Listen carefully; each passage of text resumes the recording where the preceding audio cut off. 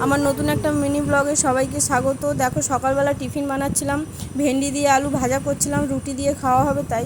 আর একটা ডিম সেদ্ধ বসিয়েছিলাম বাবার জন্য, আর বাবুর জন্য বানিয়েছিলাম স্যারেলাক। সকালবেলা আজ ওকে একটু স্যারেলাক দিয়েছিলাম, তারপর ওকে ঘুম পাড়িয়ে আমি স্নান করে রান্না করতে চলে গিয়েছিলাম। আজকে বাবা এনেছিল শোল মাছ আর কলমি শাক।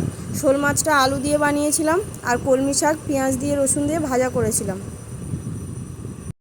আর বাবুর জন্য বানিয়েছিলাম অল্প একটু কুমড়ো আলু দিয়ে শোল মাছ দিয়ে ঝোল করে দিয়েছিলাম ওকে, আর নেনুয়া ভাজা করেছিলাম। ওগুলো আমি ভিডিও করতে পারিনি, আমার মনে ছিল না ভিডিও করতে।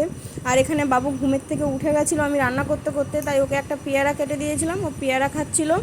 আর এখানে কালার পেন্সিল দিয়ে ও খাতার মধ্যে কালার করছিল। আর এটা হলো বিকেলের ভিডিও। চালের বস্তাটা অনেক দিন ধরেই রাখা ছিল, ঢালবো ঢালবো সময় হয়ে উঠছিল না, তাই ভাবলাম আজকে যখন তাড়াতাড়ি বিকেলের কাজ হয়ে গেছে তাই চালটা ঢেলে ফেললাম। আর বাবু দেখো ও এসে শুধু বারবার চালটাকে ফেলার চেষ্টা করছে, আর হয় ফেলবে না হলে মুখে দেবে। তারপর বাবুকে তাড়াতাড়ি খাইয়ে দিয়েছিলাম বিকেলবেলায়। ও দুষ্টুমি করছিল, খেতেই চাইছিল না। আসলে ওকে যখনই খাওয়াতে বসি তখনই এরকম বায়না করে, বাইরে বিড়াল দেখে দেখে গাছ দেখে দেখে ও খায়, না হলে একদমই খাবার মুখে নেয় না। আর ও যত বড় হচ্ছে না, খাওয়া নিয়ে এত বায়না করছে, কিছু দিলে খেতেই চায় না।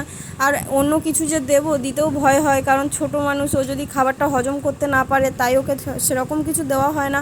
ওই সুজি, চিড়ে, স্যারেলাক, একটু মুড়ি, ছাতু এগুলোই ওকে খাওয়াই এখনও। আর আমার আগের ভিডিও একটাতে বলেইছিলাম যে ওকে আমি চিকেনটা খাওয়াই না, কারণ চিকেনটাও খেলে ওর গ্যাস হয়ে যায়, ও হজম করতে পারে না, তাই ওকে চিকেনটা দিই না। আর এখানে বিকেলবেলা আমি আটাটা মাখতে বসে গেছি, আটাটা মেখে আমি রেখে দেবো। এখন রুটিটা বানাবো না, ওই সন্ধ্যের পরে, মানে একটু রাত করে রুটিটা বানাবো, তাহলে রুটিটা গরম গরম সবাই খেতে পারবে।